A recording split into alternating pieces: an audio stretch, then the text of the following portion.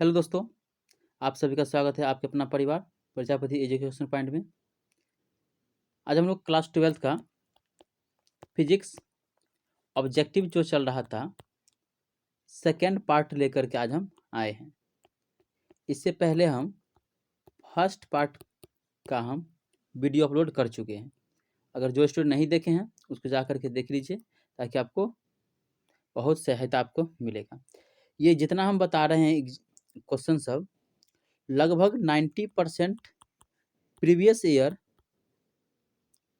Question है यह, यानी कि बोर्ड में पूछा हुआ आपका यह प्रश्न चल रहा है।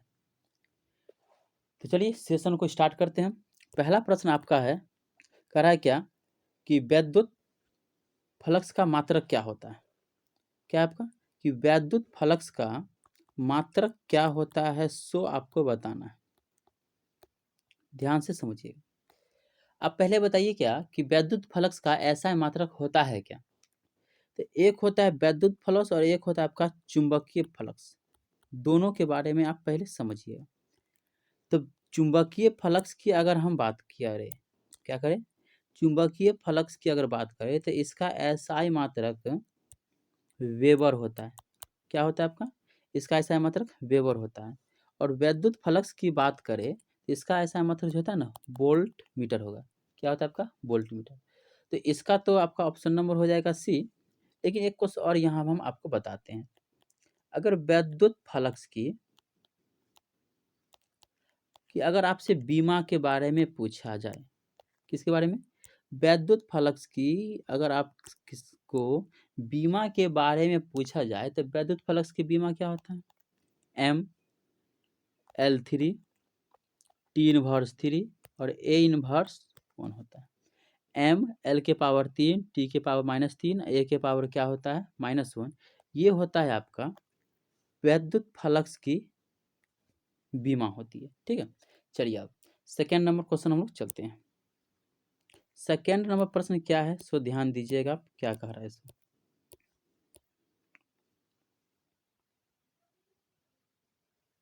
आइए प्यारे बच्चों ध्यान दीजिएगा और वीडियो को स्किप मत कीजिएगा। और इसको एक से लेकर के जहाँ तक प्रश्न आज हम बताने वाले हैं उस सभी प्रश्नों को आप कॉपी पेन लेकर के बैठिए, वीडियो को पॉज करिए, उसके बाद आप क्या कीजिए, इसको बनाइए, उसका ऑप्शन टिक करिए, उसके बाद आप ऑप्शन को मिलाइए। स्किप मत कीजिएगा, ताकि स्किप कर दीजिएगा तो आपको समझने में बहुत ही कठिनाई होगी आपका। प्रश्न संख्या 2 है आपका, क्या कह रहा है प्रश्न संख्या 2 कि वैद्युत आवेश आवेश का खोखला गोला वैद्युत उत्पन्न नहीं कर सकता है। क्या है कि आवेश का खोखला गोला वैद्युत क्षेत्र उत्पन्न नहीं कर सकता। अब यहाँ समझिएगा, एक कोई गोला ले लीजिए आप। क्या ले लेना है आपको, एक कोई गोला ले लीजिए। क्या ले लिया मैंने, गोला यहाँ से ले लिया।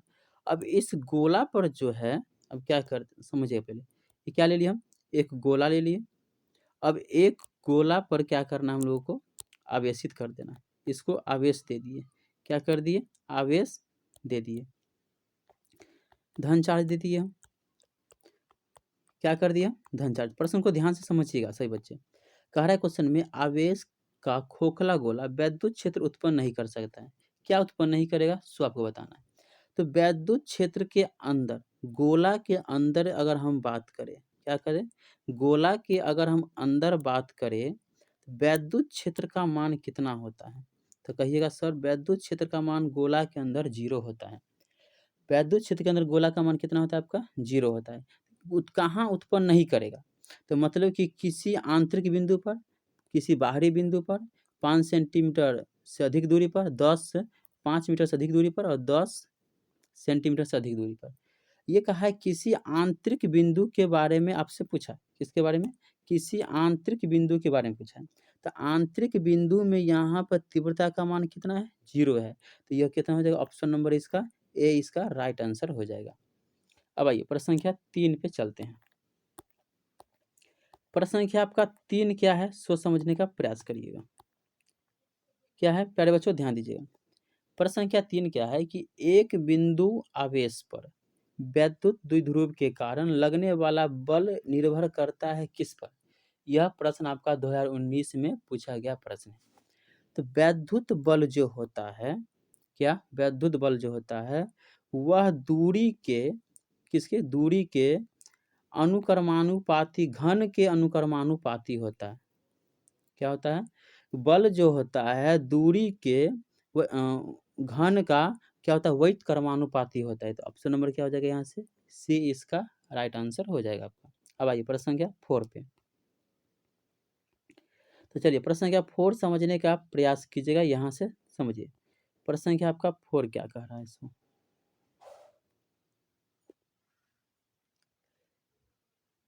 कह रहा है किसी बिंदु पर वैद्युत क्षेत्र की तीव्रता निम्न में से किस में r के पावर 0 के मान के अनुक्रमानुपाती होगी। यह भी क्वेश्चन आपका कहाँ पूछा गया? 2019 में पूछा गया। अब आइए समझिएगा। इसमें अगर हम बात करें वैद्युत द्विध्रुव में तीव्रता जो होता है r, चलिए यहाँ से समझिए। पहला ऑप्शन में अगर यहाँ से बात करें तो इसमें होता है तीव्रता r अनुक्रमानुपाती वैध क्रमानुपाती एक घन क्यू हो जाता है, दूरी के घन क्यू। और बी की बात करें, बी की अगर हम यहाँ से बात करें क्या होता है कि रेखीय आवेश पर तार कितना होता है, रेखीय आवेशित तार पर कितना होगा, तो ई वैध क्रमानुपाती आर के। अब यहाँ से कहता है कि आवेशित बिंदु पर क्या होगा, तो आवेशित बिंदु की अगर बात किया जाए किसके बारे में, आवेशित बिंदु, तो ई क्या हो जाएगा दूरी के वर्ग के वैध क्रमानुपाती हो जाएगा। अब ऑप्शन नंबर सी पर ध्यान दीजिएगा, सबसे इंपॉर्टेंट बात। तो इस पर जो होता है ई बराबर क्या होता है सिग्मा एप्सिलॉन नॉट, यानी कि इस पर जो होता है तीव्रता का मान जो होता है ये r के पावर 0 के अनुक्रमानुपाती होता है। जहाँ ई की अगर बात करें तो यह कांस्टेंट होता है। क्या होता है आपका? कांस्टेंट होता है, इसका मान नहीं बदलता है। तो प्रश्न में है कि किसी बिंदु पर वैद्युत क्षेत्र की तीव्रता निम्न में से किसके r के पावर 0 के अनुक्रमानुपाती होगा। तीव्रता कहाँ अनुक्रमानुपाती होगा, तो यह आवेश की अनंत समतल चादर पर हो जाएगा, आवेश की अनंत समतल चादर पर। ऑप्शन नंबर सी इसका राइट आंसर। अब आइए प्रश्न संख्या 5 पे। चलिए प्रश्न संख्या 5 समझने का प्रयास करिएगा। क्या कह रहा है प्रश्न संख्या 5 में, सोच समझिए। कह रहा है दो समरूप धातु के गोले को क्रमशः +q तथा -q आवेश दिए जाते हैं, इनमें से कौन सा कथन सत्य है, सो आपको बताना है।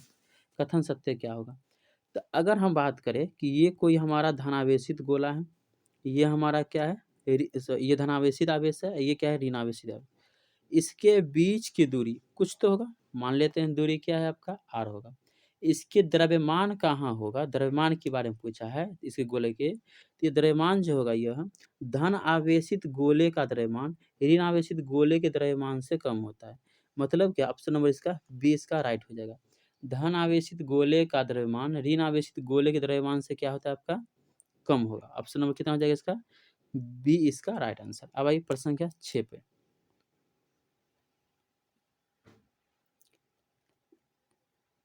प्रश्न संख्या 6 पे क्या कह रहा है, सोच समझिएगा। बहुत ही प्यारा सा प्रश्न है आपका। एक इलेक्ट्रॉन का एक वैद्युत क्षेत्र में, एक इलेक्ट्रॉन का एक वैद्युत क्षेत्र में क्षेत्र की लंबवत प्रवेश करता है।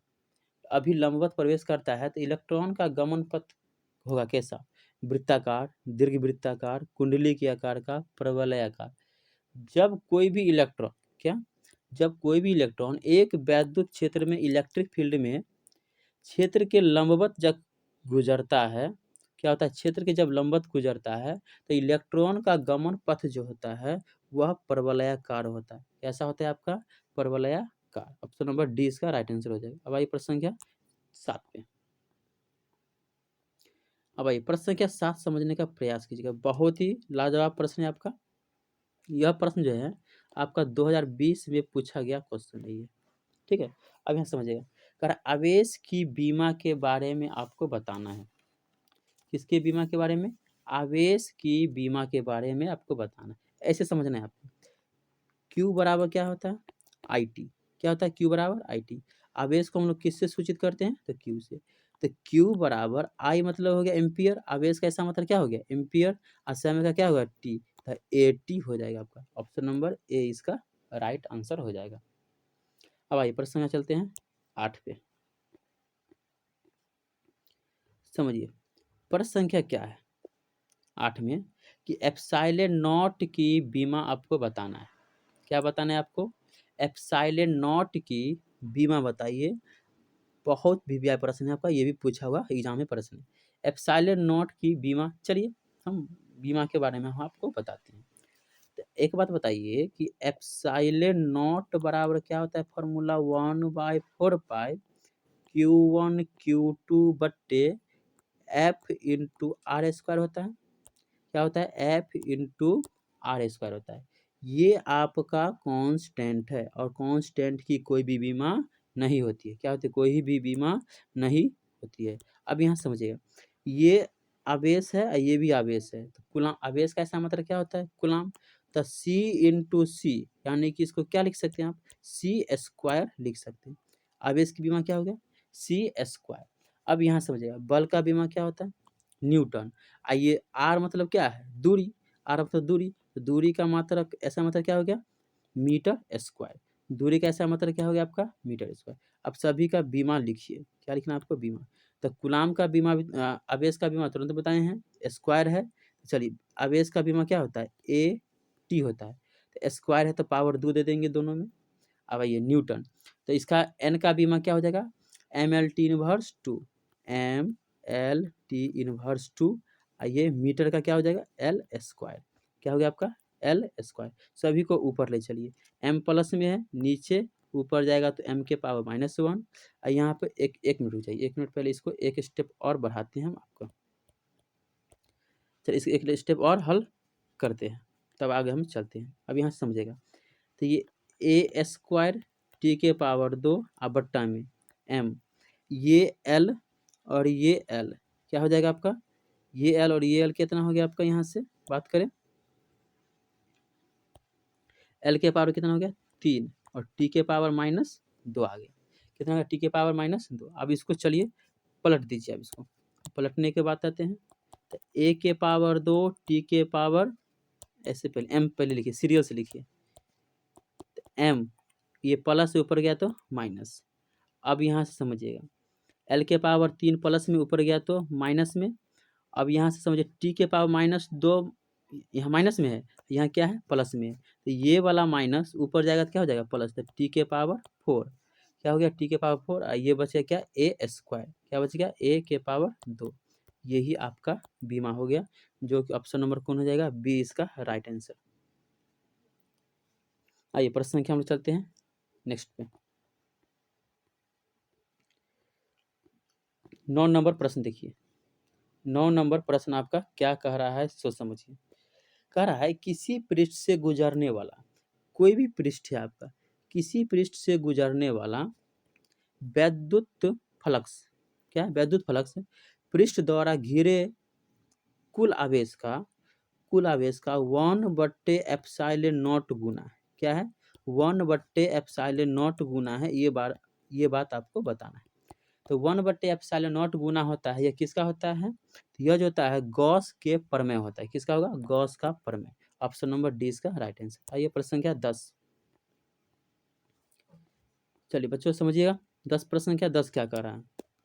प्रश्न संख्या 10 है आपका कि वैद्युत द्विध्रुव आघूर्ण की दिशा होती है।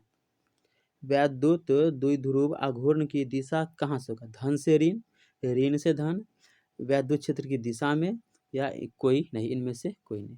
चलिए यहाँ पे समझिए, एक मान लेते हैं धन आवेश और एक मान लेते हैं ऋण आवेश। ये दोनों के बीच की दूरी कितना हो गया आपका? 12। कितना हो गया? 12। वैद्युत द्विध्रुव आघूर्ण को हम लोग पी से सूचित करते हैं, और ये आपका कैसी राशि है? सदिश राशि है। कैसी राशि है? सदिश राशि आपका। कैसी राशि है? सदिश राशि है। तो वेक्टर पी बराबर क्या होता है? Q into 12। तो इसका पूछा है आपको, दिशा के बारे में पूछा है। किसके बारे में पूछा है? दिशा के बारे में पूछा है। तो दिशा जो होता है यह ऋण से लेकर के धन की ओर होता है। कैसे होगा? ऋण से धन की ओर दिशा होती है। ऑप्शन नंबर इसका बी इसका राइट आंसर हो जाएगा। अब आइए बच्चों चलते हम लोग। अगर समझ में आएगा तो चैनल को नए होंगे तो सब्सक्राइब कर दीजिएगा और लाइक कमेंट जरूर कीजिएगा, ताकि सेशन कैसा लगा बताते रहिए कमेंट करके। आइए प्रश्न संख्या चलते हैं 11। ठीक है, चलिए प्रश्न संख्या 11 में क्या कह रहा है। निम्न में से किस आवेश का अस्तित्व नहीं है, यहाँ पर जो है ना आपको कर देना है अस्तित्व है, ये नहीं होगा, ये इसको हटा देना है। अस्तित्व है आवेश। अब यहाँ समझिए Q बराबर क्या होता है आपका Ne।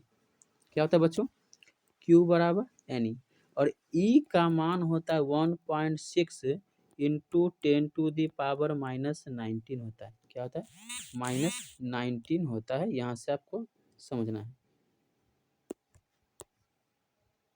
19। n की बात करें तो n की मान अपना मन से आप मान लीजिए 1 2 3 4 5। तो Q बराबर Ne, n की जब कुछ भी रखते चलिए, अगर मान लिया जाए कि Q n की जब हम 1 रखते हैं गुण 1.6 गुण 10⁻−19, तो 1 से गुना कीजिएगा तो 1.6 10 के पावर कितना जाएगा 19 यहाँ जाएगा। तो ऑप्शन नंबर अस्तित्व है कौन है, अगर आप n के मान 4 रख लेते हैं, क्या रख लेते हैं, n के मान 4 रख लेते हैं, ऐसे समझाते हैं कि Q बराबर Ne, तो n की जगह पर 4 रखिएगा, तो 4 गुने क्या रखना है आपको 4 गुने 1.6 गुने 10 के पावर -19, इसको गुना कीजिएगा तो 16 चौका 64, 6 गुने 10 के पावर -19। ऑप्शन नंबर बी इसका राइट आंसर आपका हो जाएगा यहाँ से। ठीक है, ऑप्शन नंबर कितना हो जाएगा इसका राइट आंसर बी हो जाएगा। अब चलिए समझते हैं प्रश्न संख्या 12 पे। प्रश्न संख्या 12 क्या कह रहा है समझिएगा, कह रहा है एक स्थिर आवेश उत्पन्न कर सकता है क्या, एक स्थिर आवेश क्या उत्पन्न कर सकता है, सो आपको बताना है यहाँ से। चलिए बच्चों ध्यान दीजिएगा, एक स्थिर आवेश जो होता है केवल वह जो होता है वैद्युत क्षेत्र ही उत्पन्न कर सकता है। क्या उत्पन्न कर सकता है, वैद्युत क्षेत्र। ऑप्शन नंबर क्या हो जाएगा इसका ए, इसका राइट आंसर हो जाएगा। अब आइए 13 नंबर पर चलते हैं। प्रश्न संख्या 13 नंबर क्या कह रहा है सोच समझने का प्रयास कीजिए, बहुत ही लाजवाब प्रश्न है आपका 13 नंबर। क्या कह रहा है कि दो समान धारिता है, क्या है धारिता को C से सूचित किया जाता है। दो समान धारिता है यानी कि आपका बात करें कि C1 बराबर C है और C2 बराबर भी क्या है आपका C है। समांतर क्रम में क्या है आपका समांतर क्रम में जोड़ने पर उसकी समतुल्य धारिता क्या होगी, यह 2020 में पूछा गया आपका प्रश्न है। तो समांतर क्रम में C इक्विवेलेंट बराबर करें, समांतर क्रम का फॉर्मूला क्या होता है C1 प्लस C2 हो जाता है। तो C1 का मान C और C2 का मान भी C, तो C और C को जोड़िए कितना आ गया 2C आ गया, आपका आंसर हो जाएगा ऑप्शन नंबर ए इसका राइट आंसर। अब आइए प्रश्न के हम लोग चलते हैं 14। चलिए 14 है कि एप्सिलॉन नॉट का SI मात्रक क्या होगा। ठीक है, एप्सिलॉन नॉट का SI मात्रक क्या होगा, तो आपका ऐसा एप्सिलॉन नॉट का जो SI मात्रक होता है अभी बताए हैं इसके बीमा में, कूलाम का स्क्वायर, न्यूटन इनवर्स 1 और मीटर इनवर्स 2 होता है। ऑप्शन नंबर क्या हो जाएगा इसका बी इसका राइट आंसर हो जाएगा। ठीक है, अब आइए प्रश्न के हम चलते हैं 15 नंबर पे। 15 नंबर प्रश्न है आपका, समझने का प्रयास कीजिएगा। क्या कह रहा है, एक पृथक्कृत चालक गोले को कुछ धनावेश दिया जाता है, तो इसका द्रव्यमान क्या होगा सो आपको बताना है। घटेगा कि बढ़ेगा, अपरिवर्तित होगा, अनिश्चित है। किसी भी चालक गोले को क्या है, किसी भी एक पृथक्कृत चालक गोले को कुछ धनावेश दिया जाता है। जैसे ही धनावेश गोला को आप धनावेश धन आवेश कीजिएगा, तो उसका जो द्रव्यमान होता है, उसका द्रव्यमान मास का जो मान होता है वह घटने लगता है। क्या होता है, घटने लगता है। क्या हो जाएगा आपका यहाँ से घटेगा। ऑप्शन नंबर क्या हो जाएगा यहाँ से ए इसका राइट आंसर हो जाएगा। ठीक है दोस्तों, आज हम आप लोग ये 15 प्रश्न लेकर आए हैं। फिर आप नेक्स्ट वीडियो में हम लेकर के आएंगे इससे आगे। आप बताइए कि इसे आपको यह वीडियो कैसा लगा, और जितना सभी क्वेश्चन जो बता रहे हैं प्रीवियस ईयर ही क्वेश्चन है, इम्पोर्टेंट क्वेश्चन आपका है 2024 आगामी परीक्षा के लिए आपका। ठीक है? तो चलिए, अगर समझ में आ गया हो तो चैनल को एक बार लाइक, कमेंट कर दीजिएगा, और सब्सक्राइब नहीं होंगे तो सब्सक्राइब भी कर दीजिएगा।